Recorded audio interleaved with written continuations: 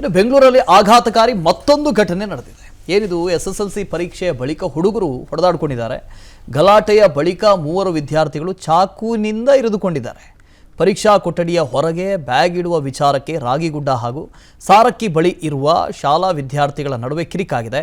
ಪರೀಕ್ಷೆ ಮುಗಿಸಿ ಮನೆಗೆ ಹೋಗುವಾಗ ಹಿಂಬಾಲಿಸಿಕೊಂಡು ಬಂದು ಎರಡೂ ಶಾಲೆಗಳ ಮಕ್ಕಳು ಪರಸ್ಪರ ಬಡದಾಡಿಕೊಂಡಿದ್ದಾರೆ. JP ನಗರ ಪೊಲೀಸ್ ಠಾಣೆಯಲ್ಲಿ ದೂರು ಕೂಡ ದಾಖಲಾಗಿದೆ.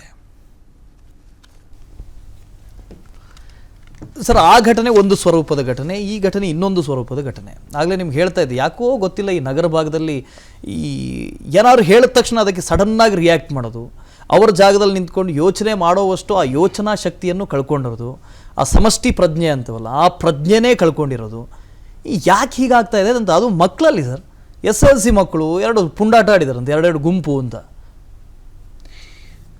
ಕ್ರೌರ್ಯದ ವೈಭವೀಕರಣ ನಮಗೆ ಇವತ್ತು ಎಲ್ಲೆಲ್ಲ ಆಗ್ತಾ ಇಲ್ಲ ರೀ. ನಾವು ಅದನ್ನು ನೋಡ್ಕೊಂಡು ಮಜಾ ಮಾಡ್ತಾ ಇಲ್ವ? ಸಿನಿಮಾಯಿಂದ ಹಿಡಿದು ಸೀರಿಯಲ್ವರೆಗೂ ಕ್ರೌರ್ಯದ ವೈಭವೀಕರಣ. ಅವನು ಯಾರೋ ಒಬ್ಬ ಒಂದು 100 ಜನನ ಸಾಯಿಸಿದ್ರೆ ಚಪ್ಪಾಳೆ ತಟ್ಟುವಂಥ ವರ್ಗ ಇವತ್ತು ನಿಮ್ಮ ನಡುವೆ ಹುಟ್ಕೊಂಡಿದೆ.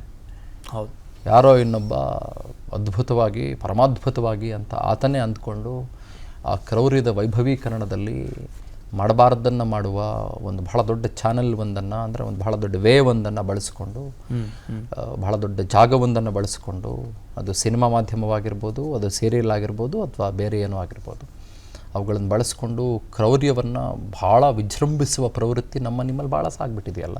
ಹೌದು, it hurts the very little arts.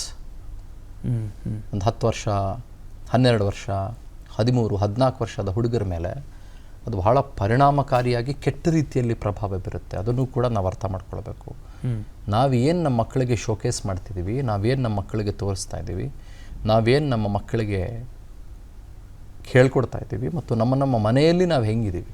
ಹೌದು, ಆಯಿತಾ? ಮಕ್ಕಳು ನೋಡಿ ಕಲಿತವೆ, ಬರೀ ಬಾಯಿ ಮಾತಿಂದ ಹೇಳಿದ್ರೆ ಕಲಿಯಲ್ಲ.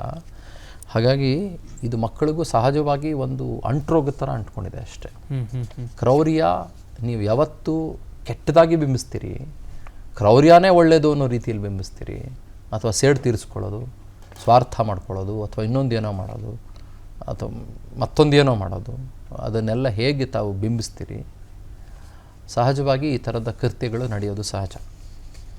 ಅದಕ್ಕೋಸ್ಕರನೇ ನಾವು ಹೇಳ್ತೀವಲ್ಲ, when it comes to the education system, ನಾವು ಈ ಕ್ಷಣಕ್ಕೂ ಕೂಡ ಅದ್ಯಾರೋ ಲಾರ್ಡ್ ಮೆಕ್ಯುಲೆ ಅನ್ನುವ ಒಬ್ಬ ಮನುಷ್ಯ ಹಾಕೊಟ್ಟಂಥ ಒಂದು ಎಜುಕೇಷನ್ ಸಿಸ್ಟಮನ್ನು ನಾವು ಫಾಲೋ ಮಾಡ್ಕೊಂಡು ಬರ್ತಾ ಇರೋದು. ಹೌದು, ಆ ಮನುಷ್ಯ ಎಜುಕೇಷನ್ ಸಿಸ್ಟಮನ್ನು ಭಾರತಕ್ಕೆ ಯಾಕೆ ಹಾಕೊಟ್ಟ ಅಂತಂದರೆ, ನಾವೆಲ್ಲರೂ ಕೂಡ ಗುಮಾಸ್ತರಿಗಿಂತ ಜಾಸ್ತಿ ಬೆಳಿಬಾರ್ದು ಅಂತ. ಅವ್ರಿಗೆಲ್ಲ ಇದ್ದಿದ್ದು ಬ್ರಿಟಿಷರಿಗೆ, ಇವರೆಲ್ಲ ಗುಮಾಸ್ತರ್ ರೀತಿಯಲ್ಲಿ ಇರಬೇಕು, ಗುಮಾಸ್ತರಿಗಿಂತ ಜಾಸ್ತಿ ಬೆಳೆದು ಬಿಟ್ರೆ ಇವರೆಲ್ಲ ನಮ್ಮನ್ನೇ ಆಳಿಬಿಡ್ತಾರೆ ಅಂತ. ಸೊ ನಮ್ಮ education system today is not value based education system. ಹೌದು, ನಮ್ಮ ಎಜುಕೇಷನ್ ಸಿಸ್ಟಮ್ನಲ್ಲಿ ನಾವು 10ನೇ ಕ್ಲಾಸ್ ತನಕ ಕಲ್ತಿದ್ದನ್ನು, ಅಥವಾ 12ರಲ್ಲಿ ಕಲ್ತಿದ್ದನ್ನು, ಅವ್ರು ಇವನ್ ಇಂಜಿನಿಯರಿಂಗಲ್ಲಿ ಕಲ್ತಿದ್ದನ್ನು ನಾವು ನಮ್ಮ ಬದುಕಿನಲ್ಲಿ ಎಲ್ಲಿ ಅಡಾಪ್ಟ್ ಮಾಡ್ಕೊಳ್ತೀವಿ ಅಂತಲೇ ಇಲ್ಲ. ಬಟ್ ನಾವು ವ್ಯಾಲ್ಯೂ ಬೇಸ್ಡ್ ಎಜುಕೇಷನ್ ಸಿಸ್ಟಮ್ನ ಕಡೆಗೆ ಮೊರೆ ಹೋಗೇ ಇಲ್ಲ ಇದುವರೆಗೂ ಕೂಡ. ಬದುಕೋದು ಹೆಂಗೆ, ಬದುಕಿಸೋದು ಹೆಂಗೆ, ನಾವು ಪ್ರೀತಿಯಿಂದ ಇರೋದು ಹೆಂಗೆ, ಸಾಮರಸ್ಯ ಹೆಂಗೆ, ಇದರ ಜೊತೆಗೆ ನಮ್ಮ ರಾಜಕೀಯ ನೆಲೆಗಟ್ಟಿನಲ್ಲೂ ಕೂಡ ಅವನನ್ನು ಹೊಡಿ, ಇವನು ಹೊಡಿ, ಮತ್ತೊಂದು ಹೊಡಿ. ನೀವಿವತ್ತು ನ್ಯೂಸ್ ಚಾನಲ್ ಹಾಕಿದ್ರೆ ಇವತ್ತು ರಾಜಕೀಯದ ಆಟಾಟೋಪದ ಅಡಿಯಲ್ಲಿ ಅವನು ಯಾವನೋ ಚೆನ್ನಾಗಿಲ್ಲ, ಇವನು ಯಾವನೋ ಸರಿಗಿಲ್ಲ, ಇನ್ನೊಬ್ಬನ ಯಾವನೋ ಅವನು ತಲೆಮಾಸ್ತವನು, ಈ ಥರದ ಕೆಟ್ಟ ಸ್ಟೇಟ್ಮೆಂಟ್ಗಳನ್ನು ಮಾತ್ರ ತಾವು ಕೇಳ್ತೀರಿ. ಹೊರತುಪಡಿಸಿದ್ರೆ ನಿಮಗೆ ಸಮಾಜ ತಿದ್ದುವ, ಸಮಾಜಕ್ಕೆ ಉಸಿರಾಗುವ, ಸಮಾಜಕ್ಕೆ ಪಸರಿಸುವ, ಸಮಾಜಕ್ಕೆ ಒಳ್ಳೆಯದಾಗುವ, ಸಮಾಜಕ್ಕೆ ನೀರೆರೆಯುವ, ಸಮಾಜಕ್ಕೆ ಪೋಷಿಸುವ, ಸಮಾಜಕ್ಕೆ ತಂಪೆರೆಯುವ, ಸಮಾಜಕ್ಕೆ ಹಸಿರು ಉಣಿಸುವಂಥ ಯಾವ ಮಾತುಗಳನ್ನು, ಯಾವ ವಿಷಯಗಳನ್ನು ತಾವಿವತ್ತು ಕೇಳ್ತಾ ಇದ್ದೀರಿ? ಯಾವ ವ್ಯಾಲ್ಯೂ ಬೇಸ್ಡ್ ಸಿಸ್ಟಮ್ ತಾವು ಗಮನಿಸ್ತಾ ಇದ್ದೀರಿ? ಇವತ್ತು ಮಕ್ಕಳ ಕೈಯಲ್ಲಿ ನೆಟ್ಫ್ಲಿಕ್ಸು, ಮಕ್ಕಳ ಕೈಯಲ್ಲಿ ಮತ್ತೊಂದು ಯಾವುದೋ ಒಂದು ಪ್ರೈಮು, ಟೈಮು ಅಂತ ಮತ್ತೊಂದು ಏನೋ. ನೀವು ಅದನ್ನು ಓಪನ್ ಮಾಡಿದ್ರೆ ನಿಮಗೆ ಅಲ್ಲಿ ಏನು ಸಿಗುತ್ತೆ, ನಿಮಗೆ ಯಾವ ರೀತಿ ಕಾಂಟೆಂಟ್ ಸಿಗುತ್ತೆ ನಿಮಗೆ? ಆ ರೀತಿ ಕಾಂಟೆಂಟ್ಗಳು ನಿಮಗೆ ಮಕ್ಕಳನ್ನು ಯಾವ ರೀತಿ ಪ್ರಚೋದನೆಗೆ ಒಳಪಡಿಸ್ತಾ ಇದ್ದಾವೆ? ನಿಮಗೆ ಇಡೀ ಸೋಷಲ್ ಫ್ಯಾಬ್ರಿಕ್ ತೊಗೊಳ್ಳಿ ನೀವು. ಹೌದು, ನಿಮ್ಮ ನಡುವೆ ನಡೀತಾ ಇರೋದೇನು ಅಂತ ತೊಗೊಳ್ಳಿ ನೀವು. ಇವತ್ತು ಭಾಳ ಕೆಟ್ಟದಕ್ಕೆ ಪುಟ್ಟ ಮಕ್ಕಳು ಬೇಗ ಅಟ್ರಾಕ್ಟ್ ಆಗ್ತಾ ಇದ್ದಾರೆ. ಕೆಟ್ಟದು ಬಹಳ ಬೇಗ ಅವರ ಕೈಗೆ ಸಿಗುವಂತಾಗ್ತಾ ಇದೆ. Everybody has a mobile phone today, everybody has YouTube today, everybody has internet today, everybody has social network today, everybody has Instagram today. We are living in a world of illusion. ಹೌದು, ಇನ್ಸ್ಟಾಗ್ರಾಮಲ್ಲಿ 24 reel ಮಾಡಿಬಿಟ್ಟು dance ಮಾಡಿದ್ರೆ ನಮ್ಗೆ ಅನಿಸುತ್ತೆ ನಾನು Instagram ರೀಲ್ಗಳನ್ನು ನೋಡ್ತಾ ಇದ್ದರೆ ನನಗನ್ಸುತ್ತೆ ಇಷ್ಟೊಂದು ಸುಭಿಕ್ಷವಾಗಿದೆಯಾ ನಮ್ಮ ಸಮಾಜ ಅಂತ ಅನ್ಸ್ಬಿಡುತ್ತೆ ನನಗೆ. ಯಾಕಂದರೆ ಎಲ್ಲವನ್ನೂ ಅಲ್ಲಿರೋನು ಜಿಮ್ಗೆ ಹೋಗ್ತಾ ಇರ್ತಾನೆ, ಎಲ್ಲರೂ ಅಲ್ಲಿರೋರು ಆರಾಮಾಗಿ ಡ್ಯಾನ್ಸ್ ಮಾಡ್ಕೊಂಡಿರ್ತಾರೆ, ಎಲ್ಲವನ್ನೂ ಹೆಲ್ದಿ ಫುಡ್ ತಿಂತಾ ಇರ್ತಾನೆ, ಎಲ್ಲವನ್ನೂ ಭಾಳ ಅದ್ಭುತವಾಗಿರ್ತಾನೆ, ಎಲ್ಲವನ್ನೂ ಕುಣಿತಾ ಇರ್ತಾನೆ, ಅದೇನೋ ಮಾಡ್ತಾ ಇರ್ತಾನೆ, ಕಾಮಿಡಿ ಮಾಡ್ತಾ ಇರ್ತಾನೆ, ಅವರಿಗೆಲ್ಲ ಲಕ್ಷ ಕೋಟಿ ಫ್ಯಾನ್ ಫಾಲೋಯರ್ಸ್ಗಳು ಎಲ್ಲ ಇರುತ್ತೆ. So the entire society today is getting influence towards something else. ಹೌದು, ಅದರ ಒಳಗಿನ ನಗ್ನ ಸತ್ಯಗಳೇ ಬೇರೆ ಇರುತ್ತೆ, ಅದರ ಒಳಗಿನ ಅಂತರಾತ್ಮವೇ ಬೇರೆ ಇರುತ್ತೆ, ಅದರ ಒಳಗಿನ ಸುಪ್ತ ವಿಚಾರಗಳೇ ಬೇರೆ ಇರ್ತವೆ. ಹಾಗಾಗಿ ನಾವು ಭಾಳ ಒಂದು ಪ್ಯಾರಡಾಕ್ಸಿಕಲ್ ಆದಂಥ ಬದುಕಿನಲ್ಲಿ, ತುಂಬ ಭ್ರಮಾತೀತವಾದಂಥ ಬದುಕಿನಲ್ಲಿ ನಾವಿವತ್ತು ಬದುಕ್ತಾ ಇದ್ದೀವಿ. ಇವತ್ತು ಅದು ಹೊಡಿ ಬಡಿ ಬದುಕು, ಅದು ಇನ್ನೊಂದೇನೋ ಮಾಡಿಕೊಂಡು ತಳುಕು ಬಳುಕು ಬದುಕು. ಆ ಬಳುಕಿನಲ್ಲಿ, ಆ ಬೆಳಕಿನಲ್ಲಿ ಬೆಳಕೇ ಕಾಣ್ದಂಗೆ ಬದುಕ್ತಾ ಇರುವಂಥ ಮಕ್ಕಳಿಗೆ ಹೀಗಾಗದೆ ಇನ್ನೊಂದೇನಾಗುತ್ತೆ. ಆಮೇಲೆ 3 ವಿದ್ಯಾರ್ಥಿಗಳಿಗೆ ಚಾಕು ಇರ್ತಾ ಅಂತ ಹೇಳ್ತೀರ್ರಿ, ಯಾವನ್ರಿ 10ನೇ ಕ್ಲಾಸ್ ಓದೋ ವಿದ್ಯಾರ್ಥಿಗಳಿಗೆ ಚಾಕು ತಂದು ಕೊಡ್ತಾನೆ ಇವತ್ತು? ಹೇಳಿ ನನಗೆ. ನೀವು 10ನೇ ಕ್ಲಾಸ್ ಓದುವಾಗ ನೀವು ಆ ಶಾಲೆಗೆ ಚಾಕು ತೊಗೊಂಡು ಹೋಗ್ತಾ ಇದ್ರೇನ್ರಿ? ಅಥವಾ ಕಾಲೇಜ್ಗೆ ಹೋಗುವಾಗ ಚಾಕು ತೊಗೊಂಡು ಹೋಗ್ತಾ ಇದ್ದೀರ ನೀವು?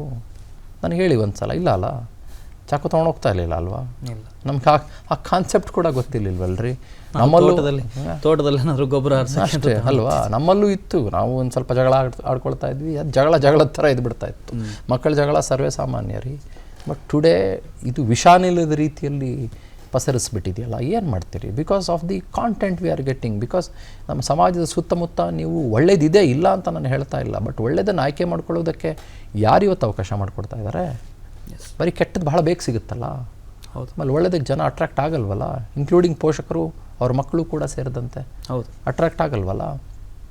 ಹಾಗಾಗಿ ಇವತ್ತು ಯಾವುದೋ ಒಂದು ಪುಟ್ಟ ಕೂಸು, 4ನೇ ವಯಸ್ಸಿನ, 5ನೇ ವಯಸ್ಸಿನ, 6ನೇ ವಯಸ್ಸಿನ ಪುಟ್ಟ ಕೂಸು ಇವತ್ತು ಹಠ ಮಾಡ್ತಿದೆ ಅಂತಂದರೆ ಮೊಬೈಲ್ ಕೊಟ್ಟು ಕೂಡಿಸ್ತಾರಪ್ಪ ಅಮ್ಮ. ಸುಮ್ಮನಾಗಲಿ ಅಂತ. ಮೊಬೈಲಲ್ಲಿ ಏನು ನೋಡ್ತಿದ್ಯೋ ಅದು ಯಾರಿಗೆ ಗೊತ್ತು? ಆ ಕೂಸಿನ ತಲೆ ಮೇಲೆ ಅದು ಏನು ಪರಿಣಾಮ ಬೀರುತ್ತೋ ಅದು ಯಾವನಿಗೆ ಗೊತ್ತು? ಯಾವನು ಮಾನಿಟರ್ ಮಾಡ್ತಾನೆ ಅದನ್ನು ಇವತ್ತು? ನೀವೊಂದು ರೆಸ್ಟೋರೆಂಟ್ಗೆ ಹೋದರೆ ಒಂದು 10 ಜನ ಊಟ ಮಾಡ್ತಾಯಿದ್ರೆ, ಒಂದು 4 ಜನ ಮಕ್ಕಳಿದ್ರೆ 4 ಜನರ ಮಕ್ಕಳ ಕೈಯಲ್ಲಿ ಒಂದು ಮೊಬೈಲ್ ಫೋನ್ ಇರುತ್ತೆ ನಿಮಗೆ ಇವತ್ತು. ಯಾಕಂದರೆ ಅವ್ರ ಅಪ್ಪ ಅಮ್ಮ ಅನ್ಕೊತಾರೆ ಮೊಬೈಲ್ ಫೋನ್ ಕೊಟ್ಟು ಕೂಡಿಸ್ಬಿಟ್ರೆ ನೆಮ್ಮದಿಯಾಗಿ ನಾವು ಊಟ ಮಾಡ್ಬೋದು ಅಂತ. ಸೊ ಹೀಗೆ we are putting them into slow death. ಹೌದು, ಗೊತ್ತಾಯ್ತಾ? ಅದೇ ಇವೆಲ್ಲದರ ಪರಿಣಾಮ ರೀ. ನಾವು ಇದನ್ನು ಅರ್ಥ ಮಾಡ್ಕೋತಾ ಇಲ್ಲ ಇವತ್ತು. ಆಮೇಲೆ ಗೇಮ್ಸ್ಗಳು ತಗೊಳ್ಳಿ, ಹೊಡಿ ಬಡಿ ಗೇಮ್ಸು, ಅದ್ಯಾವುದೋ ಸತ್ತೋಗೋ ಗೇಮು, ಅದ್ಯಾವುದೋ ಸೂಸೈಡ್ ಮಾಡ್ಕೊಳ್ಳೋಂಥ ಗೇಮು, ಅದ್ಯಾವುದೋ ಬರ್ತಾವಲ್ಲ, ಅದೇನೋ ಗೇಮ್ ನಂಗೆ ಹೆಸರು ಗೊತ್ತಿಲ್ಲ, ಆ ಥರದ್ದು ಗೇಮ್ಗಳು. ಯಾವನೋ ಸಾಯಿಸಿದ್ರೆ ನಿನಗೆ ಅವಾರ್ಡ್ ಕೊಡ್ತೀನಿ ಅನ್ನೋ ಗೇಮು. ಆಯ್ತು, ಅರ್ಥ ಮಾಡ್ಕೊಳ್ಳಿ. ಎಂಟೈರ್ ಸೋಷಿಯಲ್ ಫ್ಯಾಬ್ರಿಕ್ ನಾವು ಇದ್ರ ಬಗ್ಗೆ ಸ್ಪಷ್ಟವಾಗಿ ಆಲೋಚನೆ ಮಾಡೇ ಇಲ್ಲ. ಹೌದು, ತುಂಬ ಭ್ರಮೆಯ ಬದುಕಿನಲ್ಲಿ ಬದುಕ್ತಾ ಇದ್ದೀವಿ. ನಾವು ಓದ್ದಾಗಿದ್ದಂಥ ಬಾಲಮಂಗಳ ಇಲ್ಲ, ಚಂದಮಾಮ ಇಲ್ಲ, ಚಂಪಕ ಇಲ್ಲ, ಯಾವುದೂ ಇಲ್ಲ ಇವತ್ತು. ಗೊತ್ತಾಯ್ತಾ? ನಾವು ಆಡ್ತಾ ಇದ್ದಂಥ ಗಿಲ್ಲಿ ದಾಂಡು ಇಲ್ಲ, ನಾವು ಆಡ್ತಾ ಇದ್ದಂಥ ಲಗೋರಿ ಇಲ್ಲ, ನಾವು ಆಡ್ತಾ ಇದ್ದಂಥ ಕ್ರಿಕೆಟ್ ಇಲ್ಲ, ಯಾವುದೂ ಇಲ್ಲ. ಅದರಲ್ಲೂ ಒಂದಿಷ್ಟು ದ್ವೇಷಗಳು ಶುರು ಆಗಿಬಿಟ್ಟಿದ್ದಾವೆ ಇವತ್ತು. ಹಾಗಾಗಿ ಮಕ್ಕಳಿಗೆ ಬದುಕು ಅನ್ನೋದೇ ಡಿಜಿಟಲ್ ಬದುಕು, and which is spoiling the society and the social fabric. ಅದಕ್ಕೆಲ್ಲ ಇದು ಕಾರಣ ಇವತ್ತು. ಅನುಕ್ಷಣದ ಸುದ್ದಿಗಳಿಗಾಗಿ ವಿಸ್ತಾರ ನ್ಯೂಸ್ ಯೂಟ್ಯೂಬ್ ಚಾನೆಲ್ ಸಬ್ಸ್ಕ್ರೈಬ್ ಮಾಡಿ. ಹೊಸ ಸುದ್ದಿಗಳ ನೋಟಿಫಿಕೇಶನ್ಗಾಗಿ ಬೆಲ್ ಐಕಾನ್ ಕ್ಲಿಕ್ ಮಾಡಿ.